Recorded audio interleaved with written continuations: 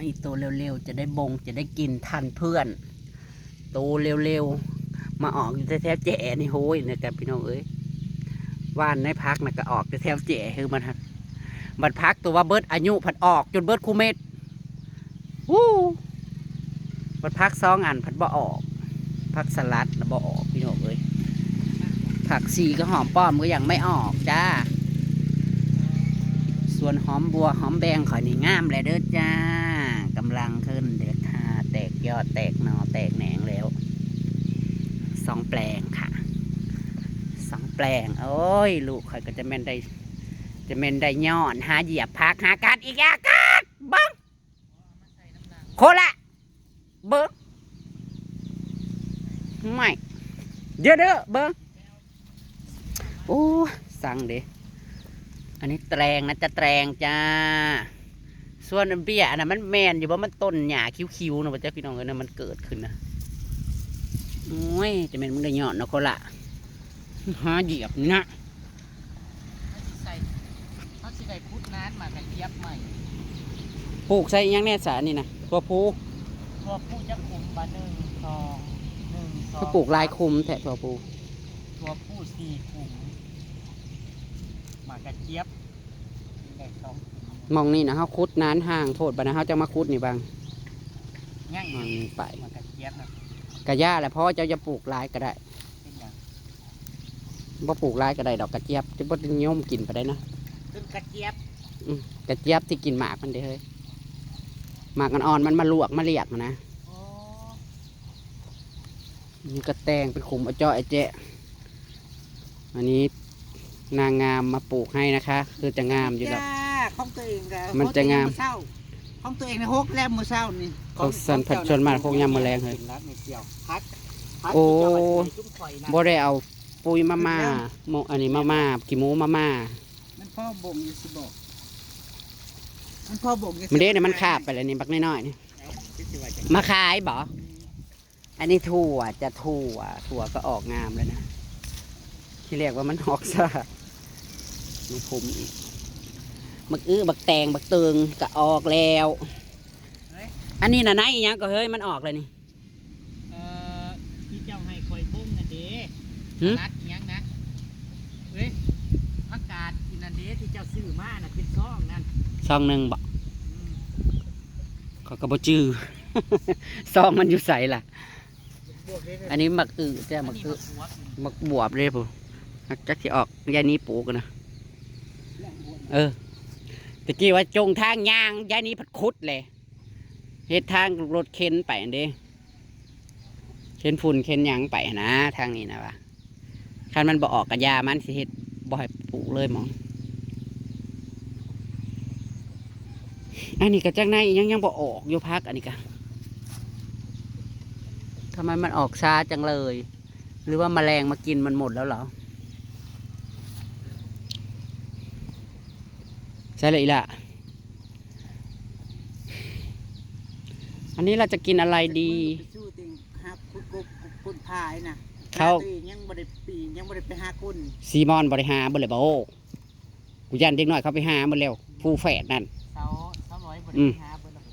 มันนี่กูมิแต่ขั้นไปกูจะไปดาว่ารถหม่องมาได้เมื่อเช้าเดี๋ยวกูไปหากันได้2 โตนาว่าเราเป็นว่าหาหม่องเก่าแล้วก็คือจังหวัดพ่อได้อยู่มันเข่าหูอยู่สาเดหูเก่าเนาะนี่มันก็เข่าเดเพราะว่ากบน่ะมันอยู่ในน้ำแล้วมันขึ้นมาเข่าหูบัดนี้โอ้ยเท้าวันนี้เราจะสนุมสมกินเป็ดกันไหมเนาะไม่กินเหรอฮะไม่อยากแล้วจะกินอะไรอยากกินต้มไข่บ่คือเมื่อคืนเนี่ยเรากินต้มไข่กับแซ่บอยู่น้ำน้ำปิดแล้วยังเขาเปิดใช่ไหมเนี่ยมันรุดลงไปจ้ะไปเอาเขานะก็สิไปปิดนี่นะแล้วก็น้ำสกอนเฮ้ยนี่ในเป็ดกับมีน้ำท่วมที่เบิร์ดบ่จับใส่มันบ่อยู่เด้เดี๋ยวค่ำก่อนแล้วค่อยมาให้กินให้มันหมดก่อนพวกเธอนี่นั่งนอนกินจ้าสบายกินแล้วก็ให้กำไรสันแน่จ้ากินของฉันไปแล้วก็ได้ กินแล้วบ่ได้กำไรเนี่ยก็สนกันอยากย้อมแล้วนะคะผูก หอมแก้มหอมแก้ม ห้ามแก้มนางดู ผูกอันตัวหูกับหูโพดอันพวกนี่นั่นบัดซุ่มนี่เข้าไประยะนั่นสันทดโทษอันนี้มันตั้งโพดหมูพวกนี้นะบริยานคนไปจะจับสีดยาง่ายอยู่ นี่ก็บ่ยาก บ่ปีกับบริยานนั่งนี่คือทองป่องคักแทะออดแอดออดแอดหมูขี้โพอันนี้หมูขี้โพจ้าจักมีอิหยังอันอยู่ในอันนี้นะคือจังหวัดแซ่บกันแท้ๆแพนด้าบักดากด่างนี่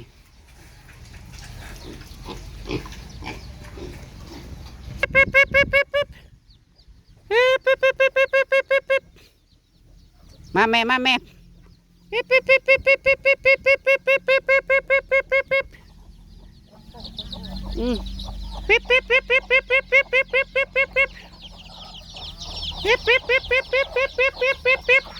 ตะไคร้แม่ลูกอ่อนพี่น้องเอ้ยจักย่างแม่ละจักโตตายน้ำอยู่ต่อเตะหัวกันนี่ก็โอ้ยบริกวดออกให้แล้วนี่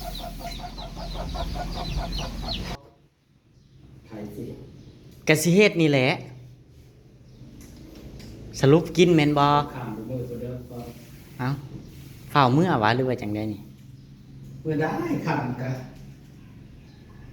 เนาะเป็ดเนาะ กินมาเวลาสิเป็นบอกเสร็จยังกิน ปิ้งนั่นแหละเนาะอบต้มกระดูกมันเฮากะต้มปิ้งน้ำต้มน้ำโอเคโอเค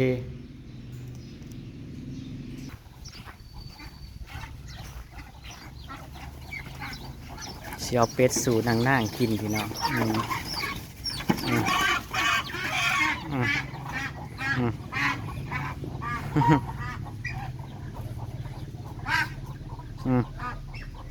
เราก็ต้องต้อนรับเนาะโอ้ติดดอกซ้ำห้องน้อยหนึ่งว่าตีพญา YouTube สีแจกให้อีก2 โลเอี่ยมมาลากากี่ราชนีแห่งหมู่บ้านผีปอบป่านนี้ยังบ่เมื่อยอยู่บ่ฮะมาถ่ากิดเป็ดกิดไก่เขาอีปรอบสวัสดีเลยจ้าโอ้ยพี่น้องเอ้ยคันบ่มาก็ได้โทรยิกอยู่ก็ยังว่าอยู่เฮือนแน่เมื่อวานนี่ก็มามื้อเช้านี่ก็ลงปล่อยลูกโคตรพักก็มานั่งกินข้าวเที่ยงอยู่บ้านยายบัวเป็นนางเด่นบ้านนางเฒ่าก็เลยมานี่มาเบิ่งสองพ่อเมียสร้างสากันเป็นครอบเป็นครัวซาตัวเองก็บ่ได้มีหยังแล้วเฮ้ยก็คิดว่าตัวเองบ่อยู่คิดว่าตัวเองคิดว่าตัวเองอยู่บ่ฮอด100 ปีโอ้ยก็สิหาสิสร้างหยังมันไปเว้าไปอีกแล้วอย่ามาด่าว่าแม่ ดีว่าสปินงานเป็นการ เรื่องคิดวางแผนบ่พี่น้องก็คิดคือกันพี่น้องก่อนเฮาสิคิดเฮาต้องมีต้นทุนในกระเป๋าก่อนบ่แม่นเราบ่อยากเฮ็ดบ่อยากสร้างบ่อยากอีหยังเด้พี่น้องทำสีเหลี่ยงเงี้ย และที่ถ่ายหยังมึงสิถ่ายอีหยังมาล้ามึงก็บ่เฮ็ดบ่สร้างใช้เฮ็ดอีหยังใช้ค้าขายเฮ็ดธุรกิจอีหยังพี่น้องโอ้ยขายมันแล้วมันหักบ่ได้ร่ำได้รวยได้ผัวพลังมันก็บ่ได้มันพอได้แต่เทิงไปวันๆนั่นบ่ได้รับได้ดีแค่ฮีอันอปีที่ชาตินี่มันบ่พอรับพอรวยคือเขาผู้เขาดวงเขาดี เขาไปมือเดียวเขาก็ได้ผัวเลี้ยงแล้วมาอยู่บ้านนอกจะไปยืนต้นได้ล่ะคะต้นมะตาลต้นมะพร้าวหล่นลงมาถึงหัวแตกตายซ้ำเน่บ่ได้ใครอยู่โอ้มาตายง่าย หากว่าไปหอดมาลงมาเล่เอ้ยบ่ได้พบรวมพลัง เฮ้ไปมาเลกาไปติดคุกอยู่มาเลล่าสุดนะไปสิงคโปร์เลยไปติดอันอยู่ซอนอนมาเลจะเข้ามาเลที่เข้าสิงคโปร์เขาบ่อยเข้า กับสุดท้ายก็ได้เข่ามันตี พอรอบแรกเข้าไปโดนเกือบพอเดือนเนี่ย28 มือออก รอบ2แล้วบ่ผ่านออกมือเขา ปั๊มบัตรให้เลยจอบ28ออกที่28รอบ2ก็โดนขังอยู่มาเลย โดนค้าง7 เดือน7 มื้อ โอ้ยบ่แม่นโดนขังเขามาเขากักเขาแล้วก็ เก่งไทยเขาของ เข้าบ่ได้ แล้วเขาก็มาส่งอยู่มาเลยแล้วก็ไปหากินกันแถวมาเลยนั่นเฮ้ยพวกนางกระเทยก็บ่ได้ยอมแพ้เฮ้ยไปบ่ฮอดเป้าหมายกับกูช้ากินแถวนี้ประมาณนี้ไหมพวกหมู่ในกลุ่มก็วิธีเก่งๆเด้อค่ะ ประมาณก็ว่าผ่านมาเลยจากที่เขาสิงคโป บ่แม่นนางดอกเว้าถึงหมู่พวกมันน่ะไปอยู่ท่าหน้าห้องน้ำแล้วก็ยืนจ้า พูด โอ้ยจิกเข้าไปในห้องน้ำเลยความเก่ง จะว่าเก่งเนี่ยยืดห้องน้ำก็ได้ อันนี้หมู่ในกลุ่มบ่แม่นนางดอกตาโอ้ยนางน่ะเป็นคนดีกระดอกกระเดี่ยโอ้ย แต่มันสวยแต่พวกมึงซะ ยังติดคอพี่ดอก แสดงว่าคนมูมีแต่หมูนี่ล่ะแสดงว่าคน หมู่ก็เติบหนึงอยู่ในเรื่องความแรงความแรดนี่ก็ได้ผู้ชายมาเล่นน้ำ FC มาเล่นน้ำมือเดียวจับเขาเป็นผัวมีนะ บอกไทยเฮ้ยคือสิแล้วแท้อันตะเล็กมันเป็น FC บ่เฮ้ย อย่าบอก FC มาเล่นนะเฮ้ย เขาสิได้ยินอย่าบอกให้เขาสิได้ยิน นี่เฮ้ย นี่ สปอร์แรกๆเป็นมาในนัก FC บ่มันข่มขืนเอาเขา เป็น FC คุยกันแชทกันคือเฮากับ FC ร่วมกันนี่แหละ ก็ FC มาหา พอเริ่มเข้าใจยังกันแล้วก็หนวดเขามาเล่นมายาของงานนั่นนั่นหลอกกลุ่มเขา เรียกว่าอีหมู่ผู้นี้ก็บ่ธรรมดาจ้ะ มาพนหลอกกลุ่มกัน ก็ได้พวกเท่าสมมือนี่ติ มันก็บ่ได้แตกต่างตอนกูกับบักอันบักนั่นบักปอนะเฮ้ยมันน่ะกูละกลุ่มมันน่ะเด้ อันนี้ได้สารนี่เลยมันกลุ่มเขาบอก อันนี้ใครกลุ่มจ้ะเย็นนี่นะ มันกลุ่มเขาเบ้า ฝากถามเลยเย็นนี่นะ หลอกเขาไว้ เอามันล็อกเข้าไว้เฮ้ย หลอกของ มัน ไป น่ะ ไป แก่ ได้ น้อยสู้มันน่ะประสบการณ์มันน่ะบ่ได้มีมันก็เก่ง ไม่ใช่ประสบการณ์มีเทื่อนึงเฮ้ยมันได้ประสบการณ์เทื่อนึงแหละเก่งเลย เฮ้ยบัดนี้ผมประสบการณ์เจอแต่เรื่องปึ๊กเนาะ เลยได้อีนั่นมันเลยได้ผัวเท่าสมมือนี่เลยหามึงต้องเอาใส่วิธีมันเด้อ ต้องเรียนวิชามันวิชาอาคมมันเว้ยต้องมันสอนวิชา ควา อาม ค ส ม วยกูก็บ่ได้มี ความจำบ่ได้มีกี่ บ่มีปริมาณปัจจุบัน ฮีบห่อ โอ้ยเสื้ออยู่ 0%คันว่าหินหอมคืออันนี้มัน เอา เชื่อ เอาลีลาเก่งได้ซะเสื้ออยู่บ่ โอ้ยเนาะ ลีลาเก่งกับบ่เชื่อหก บ่สู้ บ่ คนเปิดซิงตอนอยู่36นี่บ่เสื้อดอกกว่าจะดอกปอกรุดอีหยังก็ได้ เอาเนาะสู้มันเป็นคนบ่เคยเนาะ เปิดซิงก็ได้ซื้อเอาจะอายุ36พูด เอาก็ครอบอยากฮู้เด้อสั่นก็สิบ่เลยสิบ่ได้ฮู้ว่ากันบ่จ้า ก็เลยได้ผัวช้ามมันหนาเพื่อที่เอา เที่ยวนั่นแล้ว นางน่ะพี่น้องเอ้ย เปิดซิงมา36คนอื่นเขาเปิดซิง16ไอ้เด็กเปิดซิง12อีห่า สู้ เนี่ น่ะ ย จงผมยาวมันน่ะจักปีแล้วแต่อยู่จักปี ตั้งแต่18 เฮ้ยกูมาจงผมปีเดียวกูบ่ได้ฮู้อ่ะ 78ตะกี้นาง มันเบาสาวเมื่อมึงฟังมันด่ามึงได้นะมันว่าแต่ถ้ามึงนั้นจะได้กันมันน่ะกระส่งผมยาวได้ปีเดียวไม่ได้ผัวโลดมึงน่ะจงมาตั้งแต่อายุ16กัน3จน40แล้วมึงก็ยังบ่ได้ผัวอยู่ก็หมายน่ะมันเล่าใส่บ่ได้ธรรมดามันหลอกด่า แต่บ่ได้ฮู้มึง บ่ได้หูมืออะไรหมู่หรอก ไปนั่งถ่ารับประทานซะอันไทยร้ายกัน ก็ได้บ่ได้แม่นว่าแขกก็บ่แม่นว่าแขกสำคัญปานนั้น สำคัญแต่ว่าเฮ้ย VIP มายันได้กับเป็ดตายตามมาเลยเนาะ เอากระซุมปีห้ามา ซีเพิ่นบอกว่าพอใครได้เป็ดตายจังนั้น เอา มา มา หา หา เล เลย ย ว่า FC เพิ่นก็สิว่าอยู่เฮ้ยสนามใหม่เด้อเราก็สิซื้อให้จัก5โต เดี๋ยวจะไปที่เพิ่นจะซื้อให้อย่างอีหยัง นั่นว่าอ้อมๆการหากินอีกแล้วเฮ้ย เอาหมู่คู่มาเนาะพี่น้องเสียนั่งจุกตากันบ่จำแปลกบ่คะนั่นก็คือว่าคนขนาดพบตาอยู่เป็นไก่กันรวยๆอยู่ บอกว่าให้เฮ็ดคือเมื่อวานพอเสี่ยวเฮ็ดน่ะแซ่บ ไก่ไข่เป็น ต้มไข่เป็ดไปชูอันแม่เสี่ยวกิน ท่านได้ไปหน้าดอกไม้ก็น่าจะซื้อไหม ดีแต่พอสร้างกันเนาะ ไข่ที่สิเป็นอีหยังไข่บ่แม่นเป็ดเนาะทั้งหลอด ไข่เป็ด โอ้ยมันเกี่ยวอยู่กับบ่เนี่ยอยู่เนี่ยกิน อันนั้นน่ะไข่ไปเรือนแล้วบ่ให้กินไม่ใช่เป็ดกาบนั่น กี่แม่แล้วอ่ะ เขาถือ กี่แม่แล้วอ่ะลูกสะใภ้แต่ละคนก็ให้กินในไข่เป็ดแล้ว ไข่เป็ดกาทำไข่ไก่ไข่นั่นแล้วให้กินอยู่แต่ว่าทางเฮาน่ะเนาะมีแต่ว่าบ่ให้ลาบเป็ดบ่ให้ลาบเป็ดกาบสู้กันกินมันคือแต่กุ้มว่าสิพิษกัน แต่เป็นคนบัว เอาเป็ดน้อยไปนี่นะเป็ดเฮาก็อันนี้เมิดบนบ้านแล้วพอ เป็ดแม่สาวได้นี่เสียบืนมากินข้าวปุ้นต่อเมสเซียวของบืนนะแล้วจีบเห็ดข้าวปุ้นลูกสาว เช็ดยังเฮ้ย ขับปุ้นเกดลูกสาวเพิ่น บ่นี่นี่หยังนี่ ฮะ เป็ดนี่ สีต้มกับปี ปิ้งกับต้มต้มกับปิ้งเอามื้อนี้สิเอานางออกก็อยากคนบัว ถ้า ลา สิลอกนั่งกันลอกแล้วคือบ่ต้อง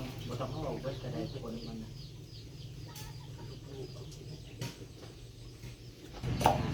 เข้ม มาใส่ทุกอย่าง ยั่วยั่วยั่วยั่วจ้า ต้มแล้วก็ย่างน้ำพี่น้องพอได้สดได้เสร็จ แสดงว่าพากันสิเอาไปปิกนิกพูนกลางทงเพราะว่าย่านหนาวพี่น้อง หนาว คุณพร้อม มันออกไปไห หนาวลม แต่มัน พอ หนาว ขี้คุณพร้อมจ้า รอบ ปีใหม่ว่าจังได้เฮ้ยปีใหม่ไปเล่นไซไปจุ่มกันดูไซดี จ้ามานั่นแหละตะกี้น่ะฉันน่ะเว้ากันกับทีมงานกลุ่มนี้ว่าอยู่นี่อยู่นี่ มันอยู่อยู่นี่ อันนี้ ของกันนะ ลองปีแรกฮะจุ่มใช่ป่ะ เรียกบริเทศค่ะ เนาะ อยู่ใช้อยู่มัน อืม ให้ แม่น นั่ เด้ น อ กับไปอัน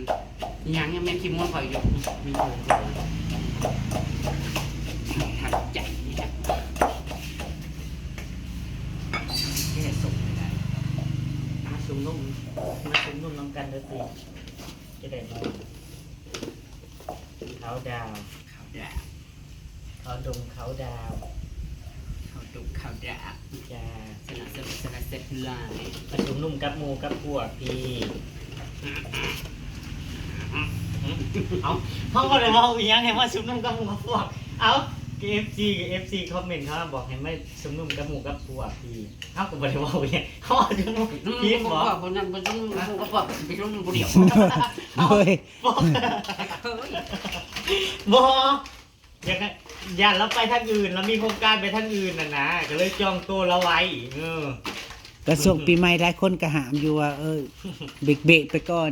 บ่ต้องเศร้าอยากไปไสนะเว้ย ไม่ได้ไปใส่ห้างก็กิน ก็ต้องไปไซมากินอยู่เพื่อนผีเม็ดเตียวมะขามมาลงลมเป็ด2-3 โตกินอยู่ผี คิดฮอดลูกนะพี่น้องเอ้ย คอยสิเอา ค่ำมืดเลยฮะสอบเงินสอบทอง น้องหุ่นยักษ์ควบอยู่ลีนี่ว่าจะอืม เอิดเอานะมา